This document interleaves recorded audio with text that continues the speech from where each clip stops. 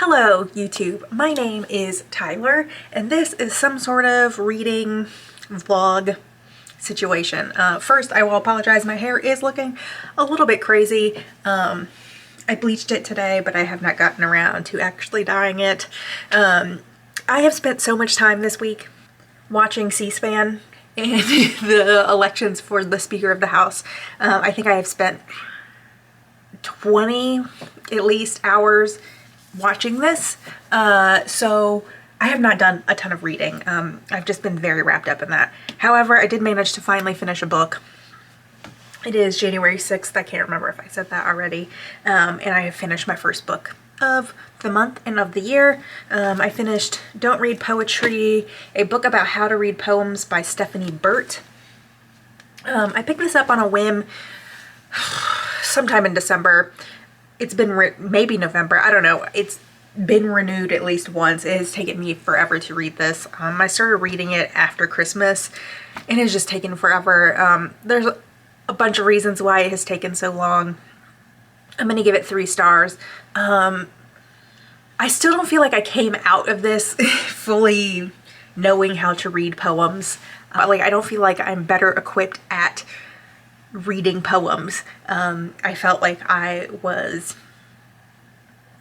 zoning out a lot while reading this. However, there is some things that I took from this. One, I really liked the way she talked about how the mythologizing of poetry and making poetry this very grand, large endeavor that is all these rules and all these conversations between poets and history, and like you need to know the history of poetry to understand poems.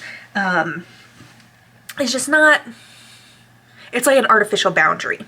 And while that knowledge can be helpful in understanding and reading some types of poetry, it isn't necessary. And putting all this weight into this idea of poetry makes people resistant to reading poems. And she wants to think of it more as like, we are reading poems and some poems work for you and some poems don't. So I really liked that, especially because I definitely fall into that kind of mindset of like, I don't understand how poetry works and I like don't pick it up a lot. So this has encouraged me to pick up some more poetry. There were 2 poetry books that she talked about in this that sounded interesting to me. So one was by Tommy Pico, Nature Poem, I think is what it's called. And then another one by Terrence Hayes, maybe? Yes, American Sonnets for My Past and Future Assassin by Terrence Hayes. So I'm intrigued to read those. However, she also talked about in this how she wanted you to read the poetry out loud, which like I just did not do.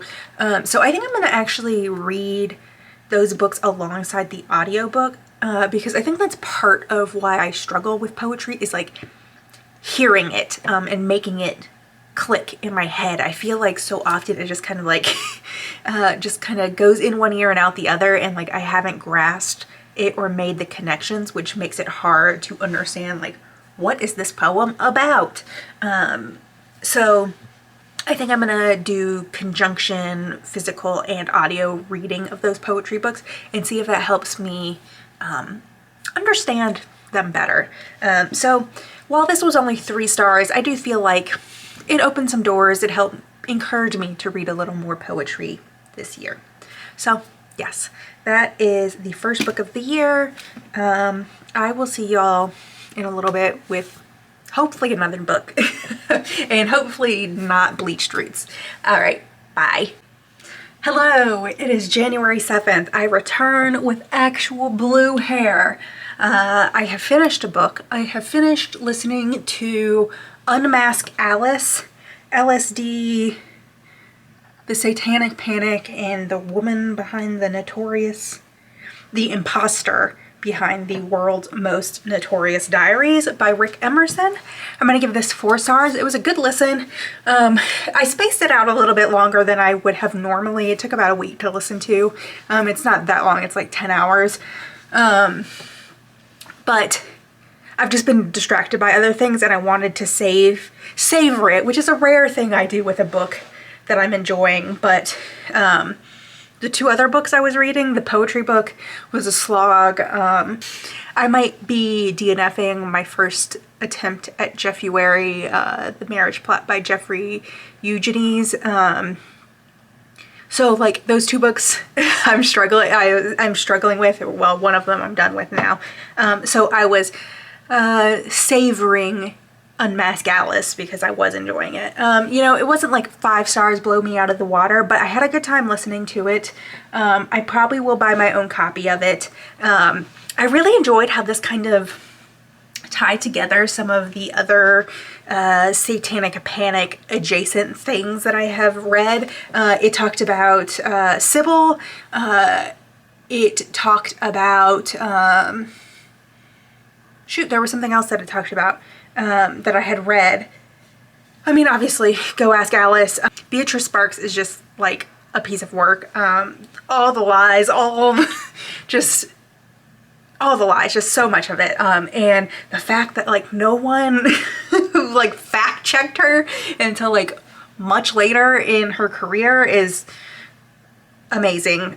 Just wow. I'm probably gonna buy a copy of this and reread it at some point.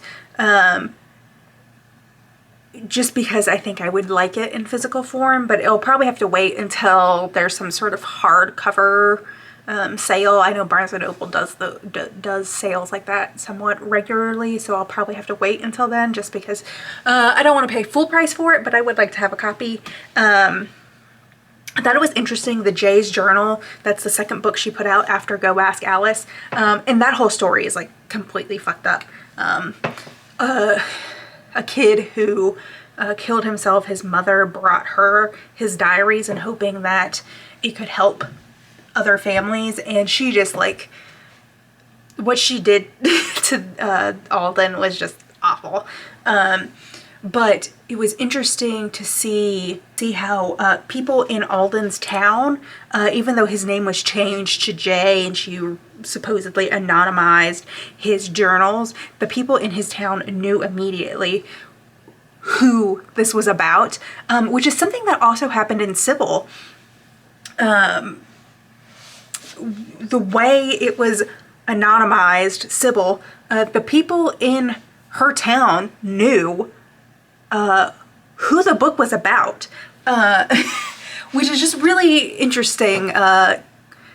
The people in Alden's town thought that Beatrice Sparks was trying to get a quick buck. She was trying to cash in on it. I don't necessarily disagree, but that was also the case in Sybil, or how I felt anyways. Like they were trying to make money. You know, she didn't have a lot of money, and she was paying off her psychiatrist debts, and that was how they kind of convinced her to sell her rights for Sybil. And my mind is completely blanking on her real name, so I apologize. So I just found that to be really interesting when I was listening. I really, really liked the author's note at the end, how he talked about how he researched this book because there were no footnotes. So he talked in depth about how he researched this book and what goes into writing a book like this, and whether you want to trust him or not. That's kind of like your choice. But I thought that was really interesting because I have read a lot of these books in this style, kind of a debunking of these like novelized true story books, and how sometimes they can kind of also come off as like blurring fact and fiction, I guess, fact and opinion.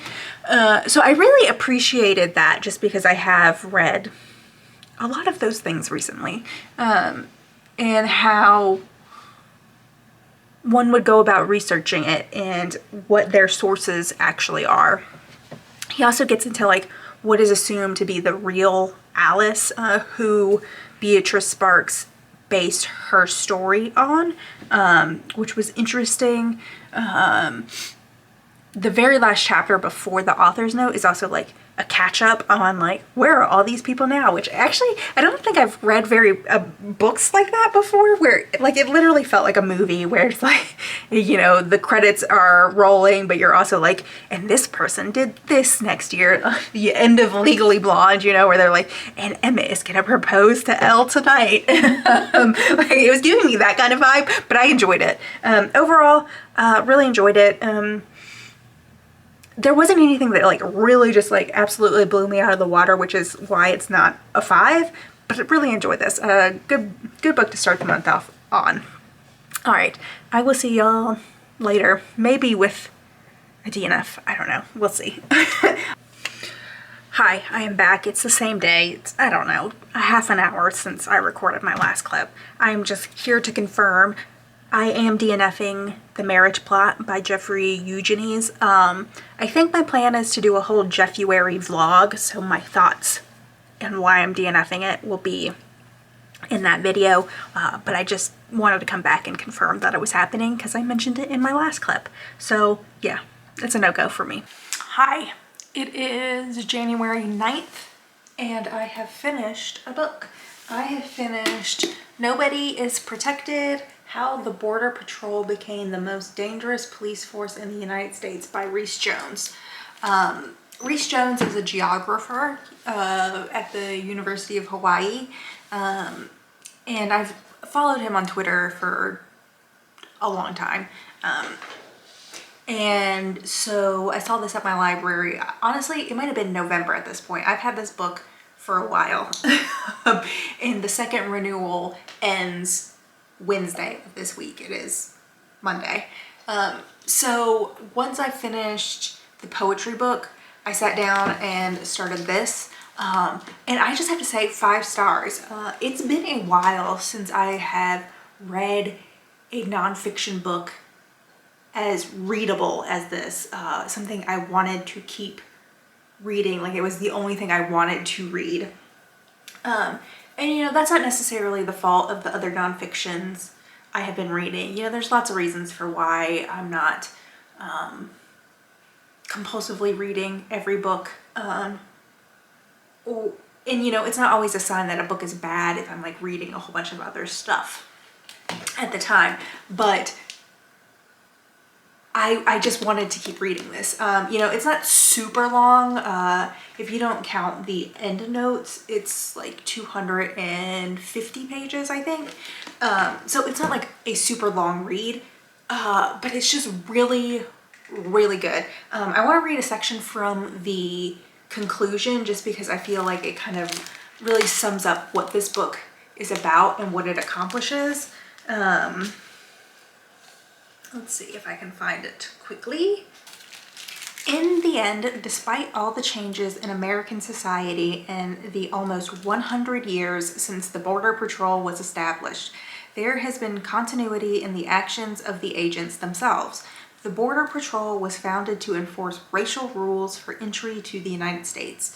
The Supreme Court confirmed the legality of their racial profiling, and they continue to conduct racialized policing today.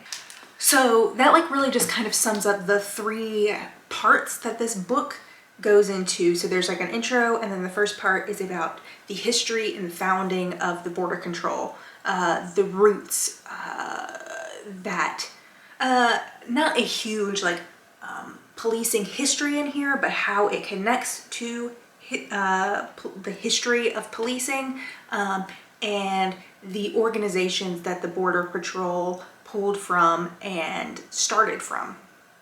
Then the second section is about the Supreme Court and 4 major cases that helped rein in or not rein in the actions of Border Patrol. And then the third section is about how the racial profiling that the Border Patrol participates in is implemented in society now, how those Supreme Court cases are being implemented in society now, and how the roots of its foundation, the rotten roots of the foundation of the Border Patrol are reflected and enforced today. And it was just a really, really good read. I didn't even realize it was going to go into Supreme Court stuff. So that kind of like connected to some of my other interests. You know, I read some law books last year. I listened to a Supreme Court podcast. So I wasn't expecting that when I picked this up. But I found it to be very, very readable. It's not super dense. Like, it was just profoundly easy to read and understand the arguments that Rhys Jones was putting forward. And what he was describing and explaining. And it was just a really good read. Like, absolutely 5 stars. I have no complaints, no like critiques, nothing. Like, I just think this was a really solid book that looks at the history of the Supreme Court and how it's being reflected and implemented in today. I mean, even talking about the heat just kicked on. Give me a sec. Honestly, I have forgotten what I was saying. I just really think this was a really well-crafted book. It is a compact, easy to read. I feel like pretty complete story of border control. And you know, it doesn't come off as like abolish the police or anything like that. But I find it hard to believe if you read this, you wouldn't come away with at least an inkling of policing is fucked up, and particularly the Border Patrol is fucked up and was founded on racism. And like that has not gone away for many reasons. There are many reasons why racism is so thoroughly rooted in border control, and I'm just gonna leave it at that. Like, I just, if this sounds interesting to you at all, I would really highly recommend this book because it is very readable. It's easy to comprehend. It's not long. It's not dense. There's not a ton of jargon in here. It goes down smooth and easy. So 5 stars, great. Love that for me. I'll see y'all later. Hello, it is, not December, January 10th, and I have just finished listening to Lights Out in Lincolnwood by Jeff. Of course, this is going to take me. Jeff Rodkey. I read this for Jeffuary, but I wanted to let you know I gave it 3 stars. Hello, it is January 12th, and I have finished a book. Our heat is currently not working, so this is what y'all are getting from me. I finished reading, what did I finish reading? Strange Skies Over East Berlin by Jeff Loveness and Lysandro Estherin.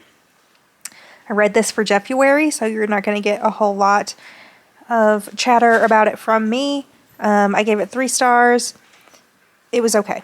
It is a Cold War graphic novel, and some strange things happen in it. It was just alright. If you want more thoughts about it, you will have to watch my Jeffuary video. Alright, I will talk to y'all later. Hi, it is January 13th, and I have finished another Jeffuary book. I finished listening to Because He's Jeff Goldblum by Travis M. something. Hold on. Travis M. Andrews. I didn't quite love this. It's like a 2.5. It'll get rounded to 3. But I will talk about it more in the Jeffuary vlog. Maybe I'll read something that is not about a Jeff and talk about it in this vlog at some point. But so far it's just a lot of me telling you to go check out the other video. So yeah, that's it. Oh, people are here. BRB. Hi. Hello, it is January 14th, no, January 15th, and I'm just popping in to say that I have DNF'd a book for Jeffuary. I have DNF'd The Walkable City. I'll talk about more of it in my Jeffuary vlog, but I just wanted to make sure I popped in here and included it in my wrap-up vlog as well. Hopefully this wrap-up vlog will actually have some book thoughts to share. I am reading something not by a Jeff currently, although it also feels like it's maybe teetering on a DNF. But if that's the case, I will at least talk about it in here. All right, I'll see you later. Bye. Hello, it is January 16th, and I'm gonna try and make this quick. I just finished listening to Life of the Party by Olivia Gatwood.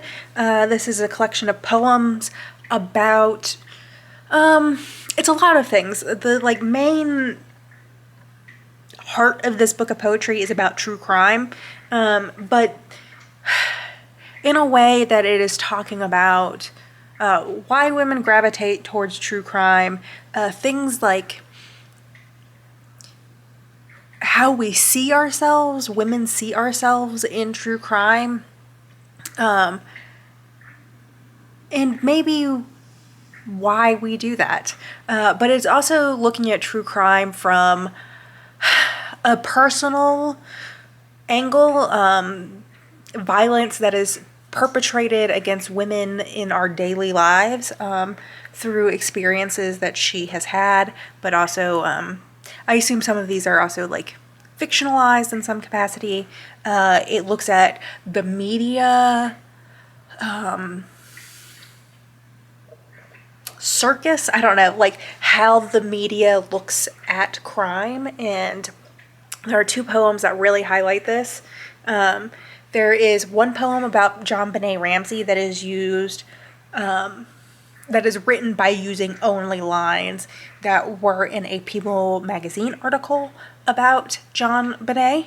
And then there is another one about the West Mesa, I don't know exactly what the name, unfortunately these cases come up with canonized names for the cases, but there were 12 women, I believe, or maybe it was 11 women and one fetus. There was a number of women and a fetus found in West Mesa, in New Mexico, I believe, or maybe it was Arizona, out in the desert.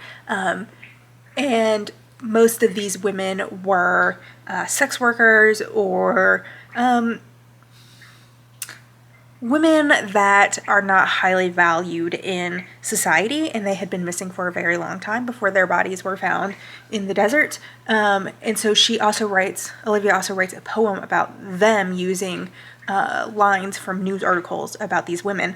And they're not back to back in the book, but you can feel the difference in how society thinks about these two crimes and who are valuable victims. And so those two poems really stuck out to me. I'm kind of waffling between a 3.5 and a 4. I was really hoping, I have quite a few poetry books on my TBR, and I was really, really hoping that I could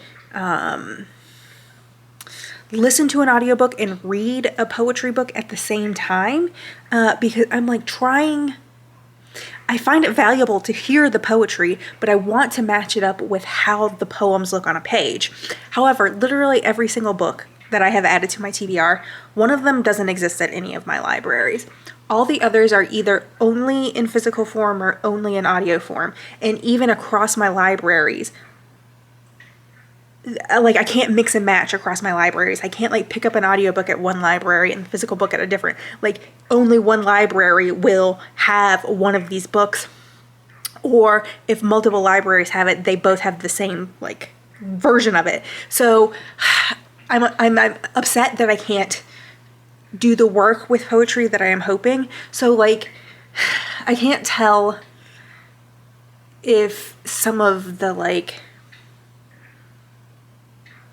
not attaching to it was because it was only an audio and I wasn't reading, or if it ended up working better for me because I listened to it, and I do feel like I can kind of get the whole like poem better in audio form, like the true gist of a poem, but it's harder to go back and like make certain connections, certain wordplay connections without the physical book in front of me. So I don't know. It might just be, it's going to be a 4 on Goodreads either way, but I'm not sure if it's a 3.5 rounded up or just a 4. Overall, I really liked it. I discovered she's friends with Melissa Lozada Oliva, and they have a podcast together. So I'm going to give that a go at some point, because I liked, Dreaming of You. And, you know, I liked Life of the Party pretty good. So, you know, yeah, that's my thoughts on that. I finally read a book that was not written by a Jeff. Yeah, I'll see y'all later. Bye. Hello. It is January 17th. Yes, January 17th. And I have finished reading The Comfort of Strangers by Ian McEwan. 2 stars. I don't know what the fuck was going on in this. Like, it's so short. It's 160 pages long. So, like, I didn't know what was going on, so I really can't give a review. A couple goes on vacation to some unknown, unnamed place, and something happens. They meet another person, and something happens, and I did not understand any of it. It was so, somehow it was overwritten, like all the descriptions and the things being described, like, did not make sense. Like, I don't know why they were being described. I don't know if I was supposed to understand the reason why something happened near the end of the, I guess, novella. It's pretty short. I don't know. I don't know what happened. I don't get it. And I also do not know why this was on my TBR. I have no clue where I got this book recommendation from. I need to figure out a way to, like, I don't know, can you make notes on books, like, on your TBR? Like, I don't want to have to make a tag for every place I could possibly get a book recommendation from on Goodreads. Which is the only thing I can think of. I genuinely have no clue where this recommendation came from. And wherever it came from, it did not work for me because I did not understand. Yeah. So, there's that. I'm going to finish Sweet Tooth right now, like, once I finish recording this. So, my thoughts about Sweet Tooth will be in Jeffuary. If I had to guess, it's probably going to be 3 stars. There's nothing bad about it, but I'm also, like, not raring to keep reading it. However, I am probably going to continue reading the series. There's nothing wrong about it. So I'll probably keep reading it maybe throughout the year. Babel just checked out to me, so I'm not sure if I will finish the rest of it during Jeffuary. However, I probably will finish it because, like I said, I do not think it's very long. I don't think there are that many volumes of it. I want to say, like, there's 6 maybe. I don't know. There's not a lot, as far as I'm aware. So I think I will probably finish it just because I like Jeff Lemire's stuff. There's nothing bad about it. I just, like, haven't been hooked necessarily. But yeah, so those are my thoughts on some things that I've read. I'm gonna go finish Sweet Tooth now. Bye. Greetings. It is January 24th, and I have finished Babel by R.F. Kuang. Holy shit. I loved this book. 5 stars, new favorite. I will be buying a copy. I cannot believe how much I love this book. I know, it has been everywhere. People have been raving about this book since it came out at the end of last year, I think. I was resistant. I saw everyone talking about it, but I am not a fantasy girly, and it's fucking huge. But I was resistant. But I was like, I will give it a shot. I have been testing the waters in the fantasy realm. So I put it on hold at my very many libraries. I had 3 different holds for this book on Libby. And I was like, I'll give it a try. I will give it a try. And I am so glad I did. I loved this. It genuinely was a perfect book. I cannot think of a thing I did not like, enjoy, would critique about this book.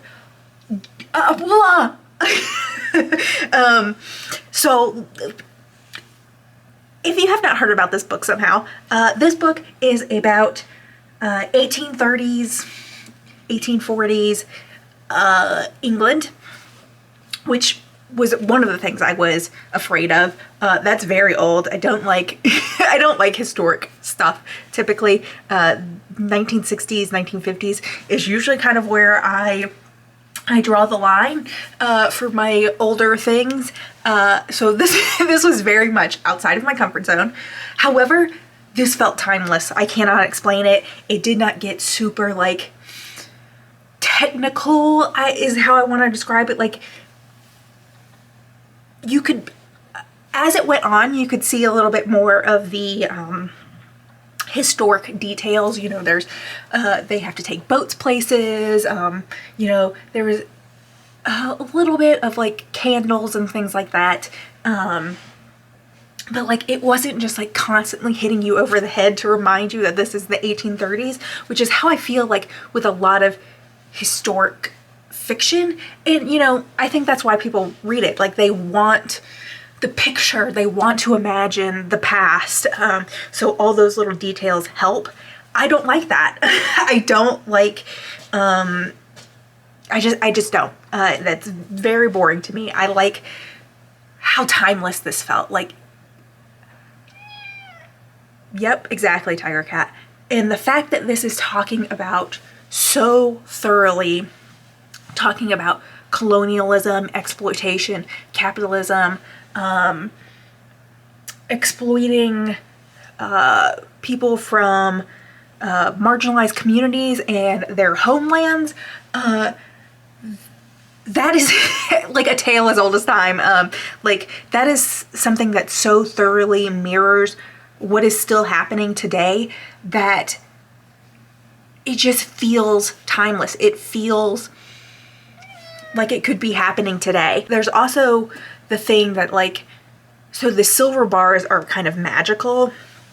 And in general, I do tend to like a little bit more magic than like, when I think of fantasy, my brain immediately goes to like orcs and elves and like that type of fantasy. This is, if I'm gonna read fantasy, I prefer that more like magical stuff. So that works for me. But I don't like it to be like super, I don't like an in-depth magical system. That's very overwhelming and very scary to me. And this was very easy to understand. And to be quite honest, it's not actually quite magic. It's almost scientific in a way, because it has to do with the act of translating words into other languages. And so there's like this hard, like this science element to it where like you really just need to understand the languages, and you can, I can't even explain it. But so despite it being like magic, it's almost sciencey too. So that works for me because I tend to read more sci-fi.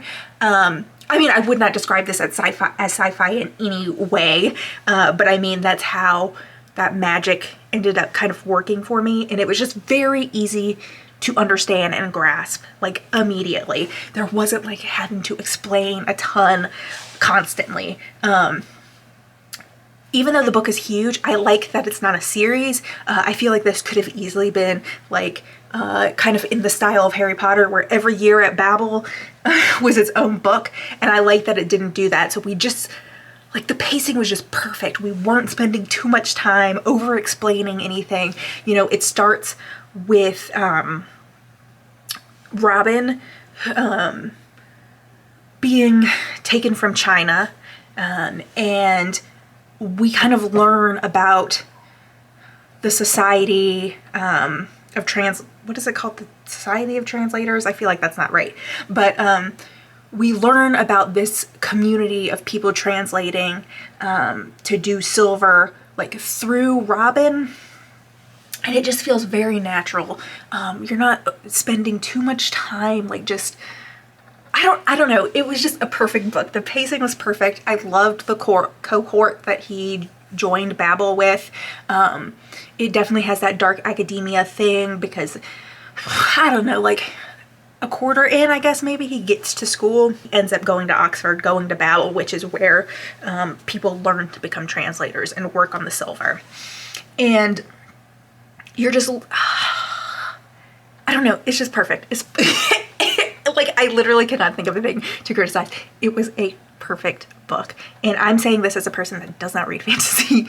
I will also say there are footnotes, and I loved the footnotes. Some of it was just like, this is the Mandarin character for this word. But some of it also like added that world building element, showing like the alternate history of like England, like here are real historic things, but also like now it has this element of silver, magic, silver working. There was like a newspaper article in one of the footnotes. You know, I love that shit. I love that. I would love to read more like fantasy-ish, light fantasy things with footnotes with the same vibe as Babel. I just really, really loved and enjoyed that. I found all the characters to be really enjoyable and well fleshed out. You know, it kind of reminded me of, well, I think it was in response to The Secret History. I feel like I've heard, read, seen people talking about that, and I definitely can see where that comes from. And, you know, all those, the characters, the group of friends in The Secret History can kind of come off as like, snobs. And I can see why people would like not want to read about them. Where this, all the characters in this cohort, I don't know, I just like them all, even flaws and all, and I don't want to spoil too much. So I will kind of hold off my thoughts on a certain character, but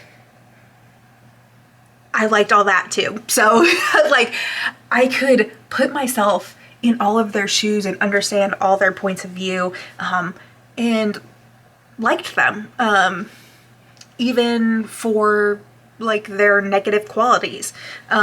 So there's that. I loved, so there's this one professor, Professor Fairplay. I loved how like theatrical he was, and I loved this element of like his enthusiasm, kind of covering for or blinding people to his cruelty. Man, there's just so much. I loved the end. I loved the working in of class through this book. I loved the epilogue.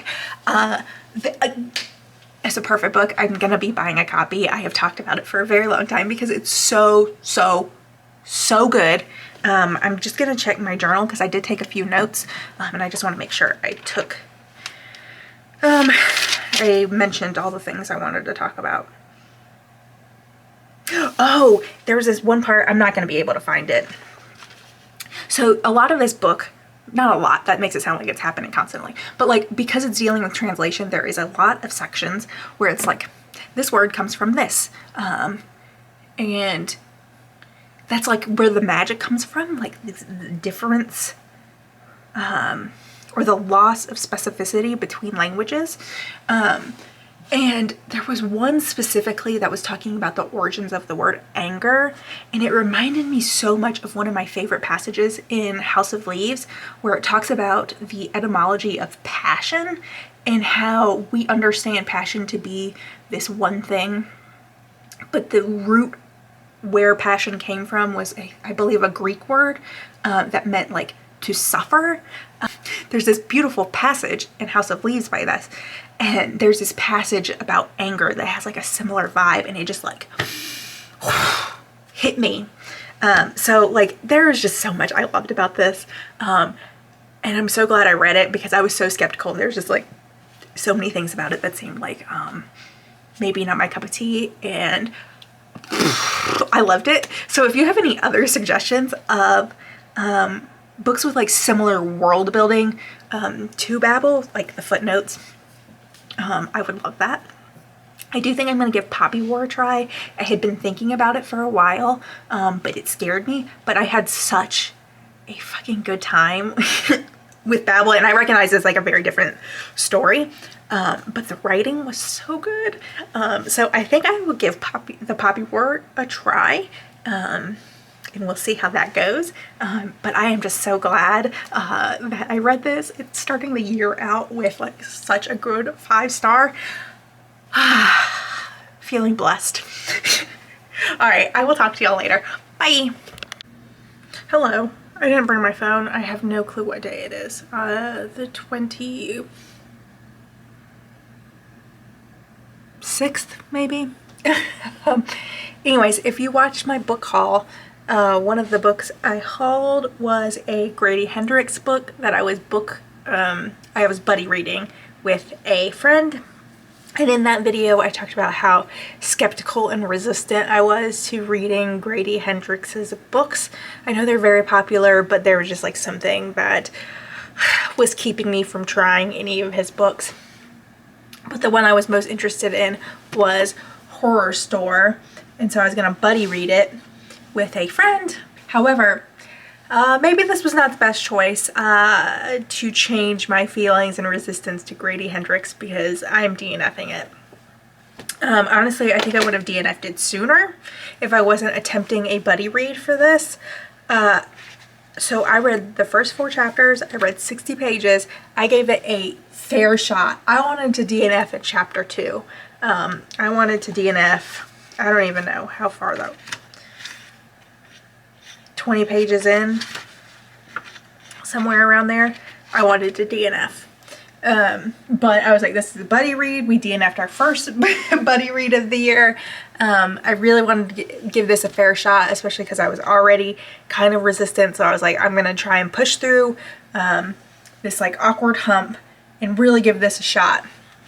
I mean, it's not a long book. This copy specifically is 243 pages, but like, is it gonna focus? The font is ginormous, and so like the digital copy my friend is reading is like 180 pages, I think. So like it's not a long book. I read 19% in one sitting last night when I started. So I like was I really truly tried, and it's just not. It's not for me. And I was reading some reviews, and maybe this is one of his weaker works, but I don't know. All the characters kind of felt the same to me, like especially when reading their dialogue, like it all just felt the same, besides like Ruth Ann. It's supposed to be like a IKEA knockoff, so there's like all these furniture names, and it was just so irritating to read. The plot did seem to be moving pretty quickly, so I was hoping by chapter 4 something interesting would really happen, and it grabbed my attention, but I just felt more irritated. So it's gonna be a no-go for me, DNF. I don't know, my friend might keep reading it, although she's not enjoying it as much as she enjoyed My Best Friend's Exorcism. But I don't know, she might finish it, unsure. But it's gonna be a no for me, dog.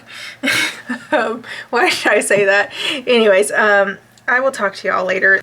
Howdy. It is January 29th, and this is gonna be a pretty quick clip because I'm in the middle of reorganizing my office, and I just want to finish it.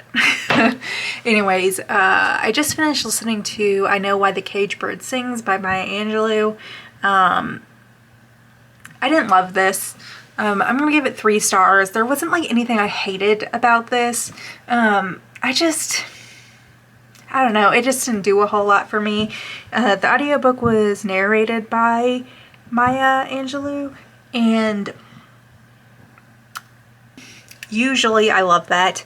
However, she has such a distinct way of speaking that it was kind of distracting in like a narrative form. But I could see how it would be very, how it would work very well in poetry. But I was kind of hoping this was going to be a similar experience to when I read Toni Morrison, and I just like could not believe I hadn't read her before. Unfortunately, that was like not my experience reading this. But you know, I can't complain about adding more classic Black women authors trying their works, even though like it's impossible for every single one to be a win, you know? So yeah, I think she has like a couple of memoirs. Like this was up to her giving birth to her son.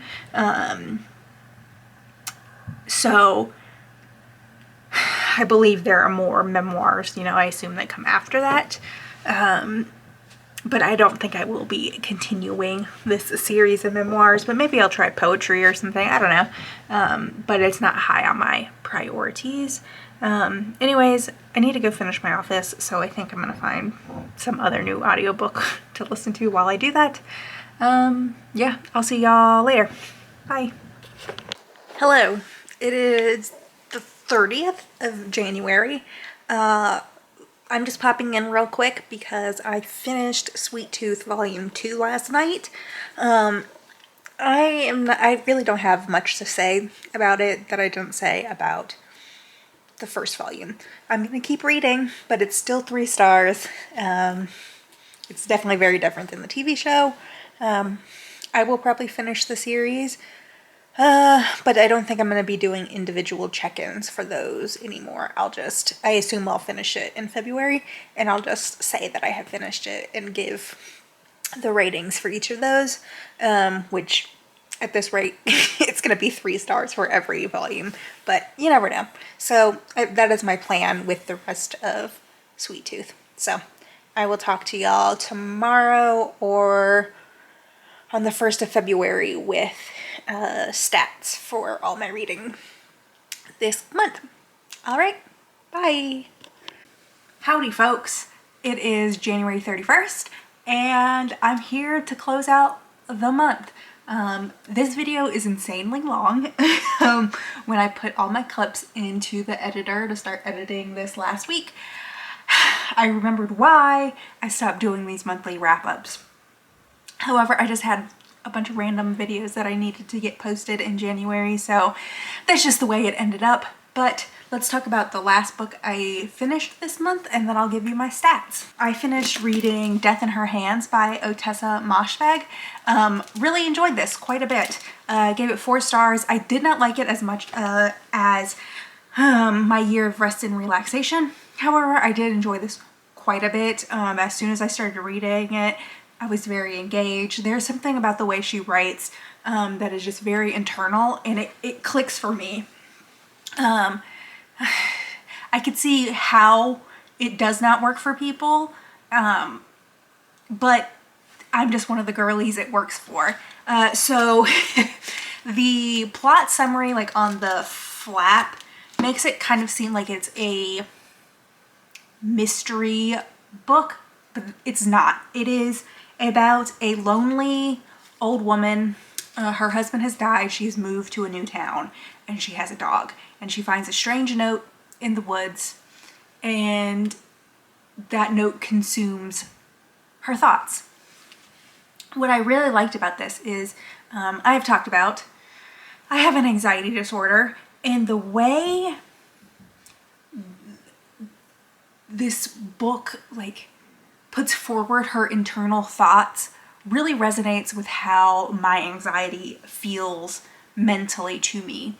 It was just a really fascinating internal look at this woman. And like, I don't think necessarily this was about anxiety, but that's how like it felt like reading someone else's internal thoughts and rabbit holes. And you know, you learn about Vesta, the woman, through these thoughts that she's having. So she'll think about something, she'll think about the note in some way, and then she'll have some thought about that note, and then that will trigger like a memory about her husband, or trigger like her thinking about why she moved to this town. So yeah, I don't know, it was really interesting. I really enjoyed it. I could see how this doesn't work for people, especially if they pick it up as like a murder mystery and we're trying to solve a crime. That is not, that's not what this is. It really truly is not. It is about Vesta. It's about her thoughts. It's about something consuming your thoughts. And I think it's also interesting, like, I can almost see it as a opposite reaction to like a murder mystery. So like in a murder mystery, you find a body, and or you say you find a note that says there's a body, and so then you immediately start lurking around the area, you try to find the body, you look for clues, you look for physical evidence or something along those lines. Where this is like, she finds a note and she thinks about the note and she thinks about the note and she continues about her day. And you know, there's points where you're just like, go look for the body, go look. And like, she never really like goes to look. It's so internal, and it feels like an opposite reaction, like the other side of what murder mysteries are. So, you know, I just really enjoyed it, and I would put this at a solid 4. Okay, so that was my thoughts on the last book of the month. Let's talk about my stats. I will go through all the things. So I read 13 books total this month. That was pretty good. I thought I was going to end up, there was a very long time I was stuck at 9, and I wasn't sure if I was ever going to read anything else this month, just because of, I don't know, how things were shaking out. But I ended up finishing up quite a few books on this last, like, I don't know, 5 days of the month. So I read 13 total. All 13 came from the library. I did own I Know Why the Caged Bird Sings, but I ended up listening to it as an audiobook from my library. So every book I read came from the library. 4 of those books were audiobooks, which ended up being Lights Out in Lincolnwood, Unmask Alice, I Know Why the Caged Bird Sings, and Life of the Party. I DNF'd 3 books, which were The Marriage Plot, Walkable City, and Horror Store. And then my TBR stats ended up being kind of interesting. I read 4 books off my Goodreads TBR and got rid of 2 books off my physical TBR. However, I didn't physically read either of them. One of those books that was on my physical TBR was I Know Why the Caged Bird Sings. Like I said, I listened to the audiobook from my library, even though I owned a physical copy. And the other physical book was Walkable City, which ended up being a DNF, and I dropped it off at the Free Little Library. But I counted them both just because they're now no longer on my physical TBR. So my ratings this month were, I didn't have any 1-star book reads, which is great. I had 1 2-star. I had 7 3-stars, 3 4-stars, and 2 5-stars. I forgot to do my average rating. I could probably do it right now. Let me do the math real quick. Okay, my average rating was 3.46, so around 3.5. So I think that tracks. I mean, a vast majority of them were 3 stars, but I also had a couple more on the much more positive side. So I'm not too mad about that. I feel like I've had a good reading month, especially once I stopped focusing on random Jeff books. So maybe Jeffy-wary is not the fun readathon I was hoping for. For my unread shelf, I read 2 books for the comfort prompt. One was Walkable City, so I didn't really read it, but it did get it off my TBR shelf, so not too mad about that. And the other was Comfort of Strangers. This was on my Goodreads TBR, and I literally just picked it because the word comfort was in it. I did not enjoy it. It was a 2-star read. So there is that. And then just the last little bit of TBR stats.